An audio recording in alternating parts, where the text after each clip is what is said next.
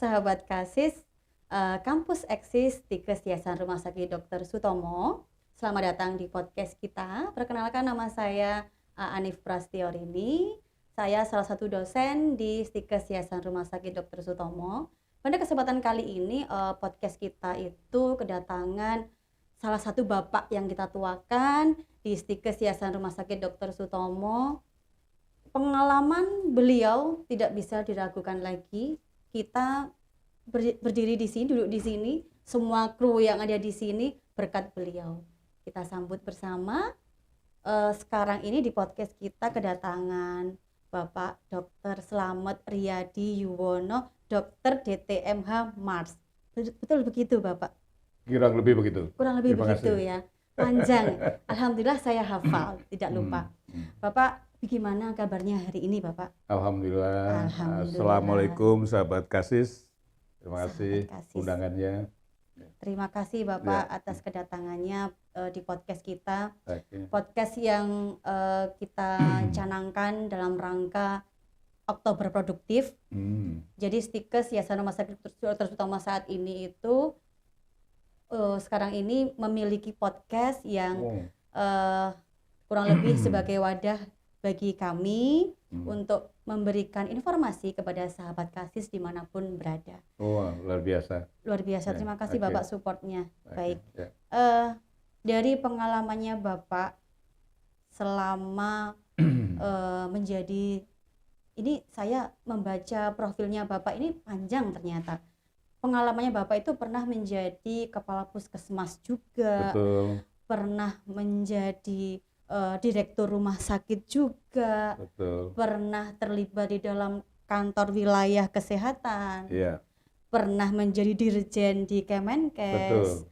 Kemudian pernah menjadi dewan pengawas dimanapun ini ada Arsada, ada Arspri dan lain-lain yang tidak bisa saya sebut satu persatu Bapak. Betul. Nah, mungkin dari pengalamannya Bapak itu bisa diceritakan gitu dengan versinya Bapak, apa sih yang menjadi latar belakang begitu Pak Slamet mendirikan Stikes Yayasan Rumah Sakit Dr. Sutomo. Monggo Bapak. Terima kasih Mbak Anif. Terima kasih sahabat Kasis. Jadi begini, kami dulu pernah memimpin rumah sakit mulai kelas D di Pacitan, kelas C di Lumajang, kelas B di Rumah Sakit Haji, dan paling lama di Sutomo 11 tahun. 11 tahun. Nah, dari situ para pimpinan rumah sakit seperti ada Prof. Dikman, Prof. Syukur, dan kami sendiri berpikir bahwa ada suatu tenaga yang sangat dibutuhkan di rumah sakit. Ada dua. Satu adalah tenaga yang berkaitan dengan rekam medik, medical record. Karena bagian dari untuk dokumen yang penting. Yang kedua nanti berikutnya untuk masalah pembiayaan. Yang kedua adalah dalam konteks mengelola rumah sakit. Ada dua hal pimpin rumah sakit. Satu adalah leadership, kepemimpinan. Yang kedua adalah kemampuan manajerial, uang, barang, orang. Kalau pimpin manajemen atas itu ada lulusan Mars, ada MKes yang lain. Tapi yang di tengah ini ada yang bolong ini. Makanya saya berpikir kosong ini. Jadi kepala bidang, kepala instalasi, kepala komite-komite, itu biasanya dijabat oleh seorang dokter, kadang profesor, itu, yang memang keahliannya beliau di bidang mengajar dan melayani pasien.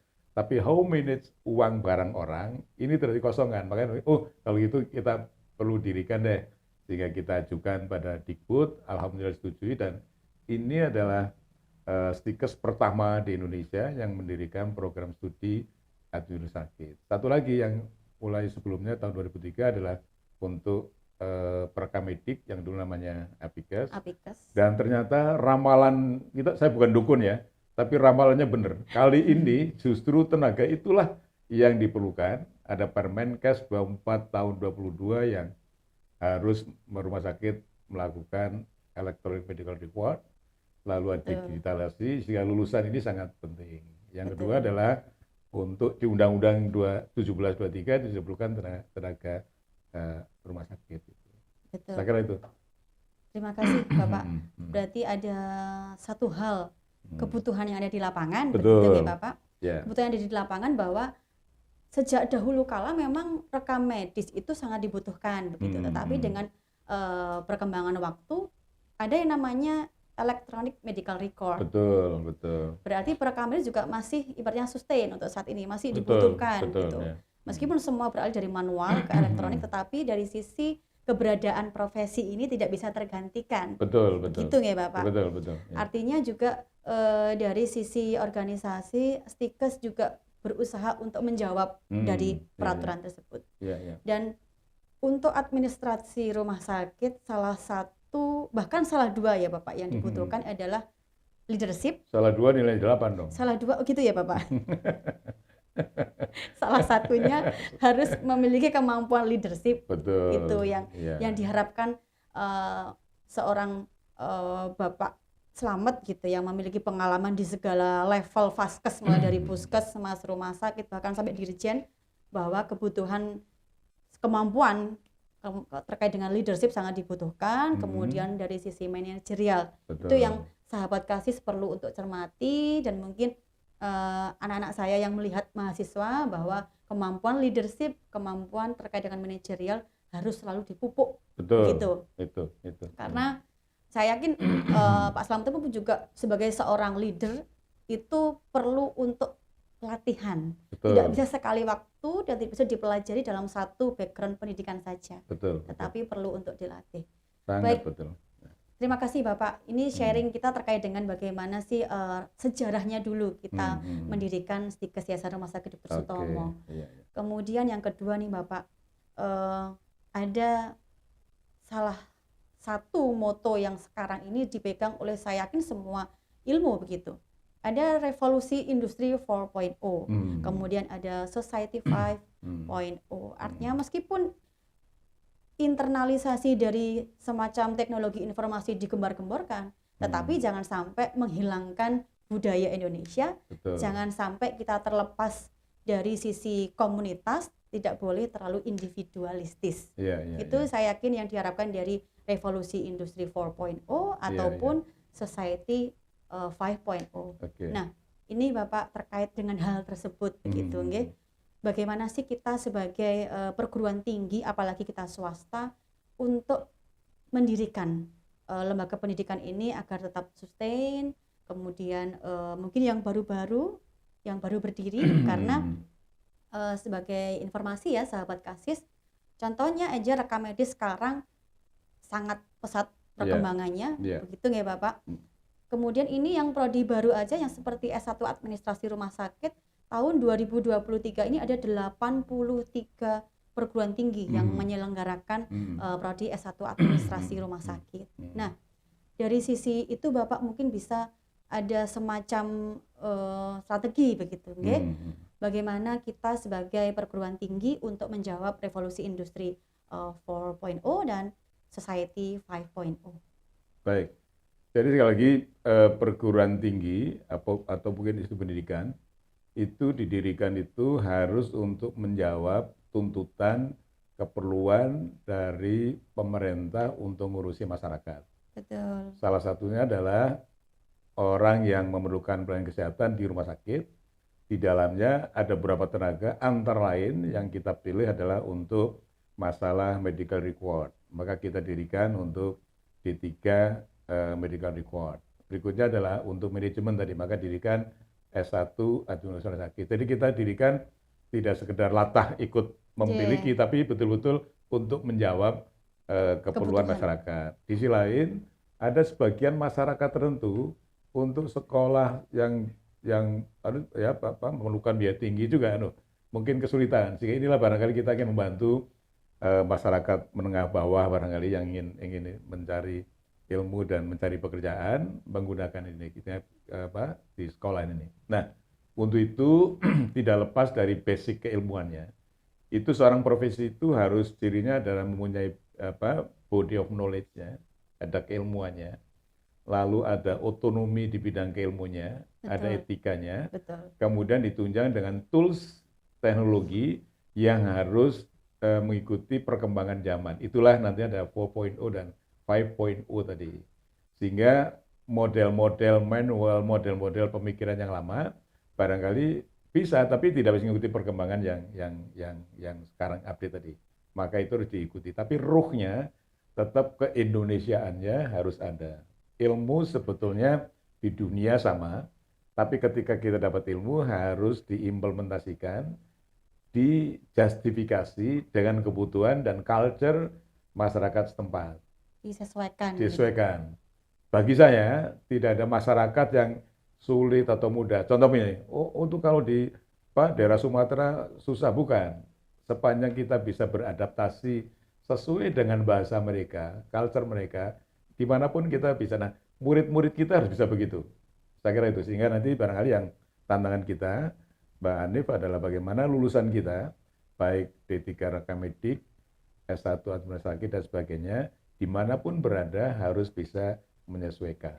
Ini barangkali yang, dan nanti prodi-prodi yang lain. Jadi saya kira itu. Jadi tidak asal latah mendirikan untuk mendapatkan uang SPP dan bukan, tapi tujuannya betul-betul berkontribusi untuk menyiapkan SDM. Inilah konsep kami para pendiri, Prof. Dikman, Pak Syukur, saya sebagai bagian dari ibadah kita dalam hidup untuk masyarakat. Saya kira itu. Terima kasih Bapak. Ini karena memang tujuannya ini mulia, begitu. Semoga bisa diberikan kemudahan begitu. Amin, ya Bapak. amin. Artinya juga mungkin ini sharing juga untuk perguruan tinggi yang lain. Sama-sama kita berjuang dengan bersaingnya PTN seperti ini, kuotanya begitu ditambah. Ya di luar dari prediksi kita sesama perguruan tinggi swasta.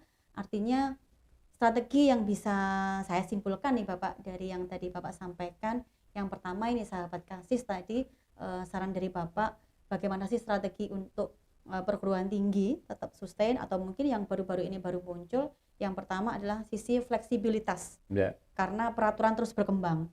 Kemudian yang kedua adalah dari sisi adaptif, kita sebagai pelaksana juga harus adaptif. Kemudian dari sisi mahasiswa juga harus adaptif, dari sisi alumni juga harus adaptif, tetapi juga diharapkan dikuatkan mental serta dapat survive dimanapun beliau diletakkan gitu. Misalkan habis diletakkan di rumah sakit, dipindah ke puskesmas, harus bisa menyesuaikan diri. Itu yang adaptasi diharapkan dari Pak Slamet begitu. Karena Pak Slamet ini sudah ibaratnya malang buana gitu, dari sisi Pacitan sampai Lumajang, Lamongan, Surabaya sampai ke Jakarta. Ini bukan main-main ya Bapak. Artinya segala penjuru, mulai dari bagaimana daerah terpencil, kemudian tempat kota yang metropolitan sampai pusat. Artinya Bapak bisa memotret begitu bagaimana kebutuhan ataupun yang seharusnya dibutuhkan untuk kami sebagai pelaksana lembaga pendidikan ataupun alumni. Nah ini the last question gitu Bapak. Tapi semoga meskipun kita bisa bertemu dalam podcast ini dalam waktu yang singkat begitu Bapak, tapi saya yakin apa yang menjadi unek-unek Bapak bisa menjadi sebuah informasi ataupun motivasi bagi teman-teman atau sahabat kasih dimanapun berada. Nah, pertanyaan kami Bapak, artinya di dalam perkembangan kebijakan tadi, nanti menteri yang A ada kebijakan B, menteri C nanti ada peraturan lagi nih Bapak baru. Nah ini dengan adanya lahir dua peraturan yang sangat semua orang ini melihat begitu ya. Ada undang-undang kesehatan yang baru tahun 2023 yang nomor 17, kemudian Permendikbudristek nomor 53 tahun 2023 juga ini lahirnya Bapak. Nah, dari dua undang-undang ini, undang-undang kesehatan dan undang-undang terkait dengan SNDikT atau pendidikan tinggi, apa sih Bapak yang bisa kita berikan begitu dalam mewujudkan undang-undang atau mewujudkan pembangunan kesehatan Indonesia dari versinya organisasi pendidikan khususnya untuk perguruan tinggi swasta? Mungkin Pak Slamet bisa sharing atau memberikan motivasi bagi kita, apa yang bisa kita berikan atau sumbangsih yang bisa kita aturkan kepada pemerintah. Monggo Bapak. Terima kasih Mbak Arif. Jadi sekali lagi sebelum ke sini saya ingin supaya perguruan tinggi STIKES ini tetap eksis, tolong ada komunikasi antara alumni dengan kita, memberikan feedback, lalu pengguna lulusan kita ada feedback untuk perbaikan kurikulum. Satu. Betul. Yang kedua tadi pertanyaan tadi, bahwa tidak ada pemerintah yang membuat kebijakan bertujuan tidak baik. Pasti dengan caranya beliau ingin membuat suatu kebijakan yang diharapkan lebih baik dari Lebih sebelumnya. Sehingga kita jangan terlalu berpikir business as usual. Yes. Jangan bandingkan dulu begini. Jadi kita be positive thinking. Nah, satu dari tadi Permendikbud yang ada link and match antara pendidikan dan dunia kerja. Betul. Karena kita tidak mencetak pengangguran. Sehingga kita harus mendengar industri kesehatan tadi. Rumah sakit, Mas, kamu butuh tenaga D3 rekam medik kayak apa sih gitu. Betul. S1 rumah sakit kayak apa sih. Nah, itu harus dibawa ke dalam kurikulum tadi sehingga lulusannya akan match tadi. Sehingga saya minta para pengelola pendidikan ini harus pada waktu proses pendidikan harus melibatkan proses di lapangan tadi. Mungkin berapa semester tadi. Sehingga dengan demikian nanti kita akan lulusannya akan bisa menjawab kebutuhan tadi. Yang berikutnya adalah berkaitan dengan Undang-Undang Kesehatan. Undang-Undang Kesehatan itu menyatukan ada 9 undang-undang kesehatan dan beberapa undang pendidikan yang digabungkan jadi satu menjadi Omnibus Law Kesehatan yang tujuannya adalah untuk bisa menyesuaikan dan kebutuhan yang dibutuhkan sekarang tadi. Sehingga antara proses pendidikan tadi sudah diatur, kemudian proses pelayanan juga diatur. Sehingga tadi tentang SDM kesehatan juga diatur, pelayanan kesehatan, sumber daya yang lainnya juga diatur dalam undang-undang tersebut. Sehingga mudah-mudahan sekali lagi kita harus bisa beradaptasi bagaimana kontribusi atau peran perguruan tinggi STIKES kita ini dan seluruh alumninya untuk bisa berkontribusi untuk pembangunan kesehatan, khususnya untuk di rumah sakit. Yang terakhir ini sekali lagi, di era nanti akan menuju ke universal health coverage. Jadi seluruh masyarakat Indonesia harus di-cover dengan insurance. Maka electronic medical record menjadi must be, satu keharusan. Itu nanti ada coding, mereka harus jadi coding tadi, lalu grouping, costing. Sehingga kalau salah coding, salah grouping, salah costingnya, pasti akan salah aja. Bill-nya akan rugi. Sehingga sekali lagi sekolah kita adalah sebetulnya sekolah yang sangat ditunggu-tunggu oleh masyarakat juga dunia rumah sakit kita dan kesehatan. Saya kira itu barangkali yang mudah-mudahan masyarakat semakin tahu, semakin tertarik untuk bagaimana belajar di perguruan tinggi kita, tapi juga tolong jangan kecil hati kalau mendapatkan kritikan, masukan dan sebagainya. Tentang kuota penerimaan jangan khawatir, karena berapapun nanti pasti akan ada yang akan daftar karena tidak semuanya akan tertampung di perguruan tinggi. Jadi satu lagi apapun level kemampuan mereka, kita tujuannya adalah bagaimana membuat orang bodoh dari pinter. Kalau orang pinter jadi pinter biasa, tapi bagaimana para dosen saya minta untuk kesabaran dan keuletan. Orang-orang yang barangkali tingkat kecerdasannya kurang bagus, kita didik keluarnya harus bagus dan siap kerja. Saya kira itu. Terima kasih. Siap. Mohon doanya Bapak. Oke, terima kasih. Baik, sahabat Kasis, artinya ada satu hal yang terselip dari sekian ceritanya Bapak, bahwa sebenarnya satu untuk mewujudkan pembangunan kesehatan adalah kita harus menjadi keluarga. Ya. Kita betul. Sebagai pendidik, Pak Slamet sebagai yayasan, kemudian ada dosen, ada alumni, dan semua stakeholder. Kita harus menjadi keluarga dalam satu ikatan bersama untuk mewujudkan pembangunan kesehatan. Berdasarkan beberapa peraturan yang berlaku saat ini, kita pasti bisa melalui dan mendukung peraturan tersebut, asalkan kita semua bersatu sebagai tenaga pendidik, mahasiswa, alumni, dan seluruh stakeholder yang bergerak di bidang kesehatan, khususnya rumah sakit, puskesmas, dan saya yakin alumni kita sudah tersebar di beberapa wilayah di Indonesia, Bapak. Tanpa alumni kita juga tidak bisa berdiri di sini. Tanpa mahasiswa yang sekarang belajar juga kita tidak bisa mencetak alumni.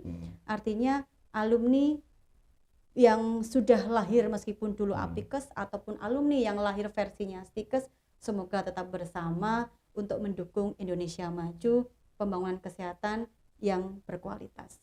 Sahabat Kasis dimanapun berada, kami hari ini podcast yang sangat luar biasa.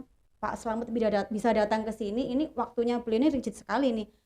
Perasaan baru tadi malam beliau ada di Jakarta. Betul. Bertemu dengan Pak Menteri, baru tadi pagi jam 10 landing di Surabaya, datang ke Stikes untuk podcast. Bapak, terima kasih sekali, seluruh kru yang terlibat di sini sangat berterima kasih sekali untuk Pak Slamet kerso hadir di podcast kami. Semoga menginspirasi sahabat Kasis, dan sampai ketemu lagi di podcast berikutnya. Terima kasih. Sampai jumpa. Saya akhiri. Assalamualaikum warahmatullahi wabarakatuh. Waalaikumsalam warahmatullahi wabarakatuh. Terima kasih Bapak.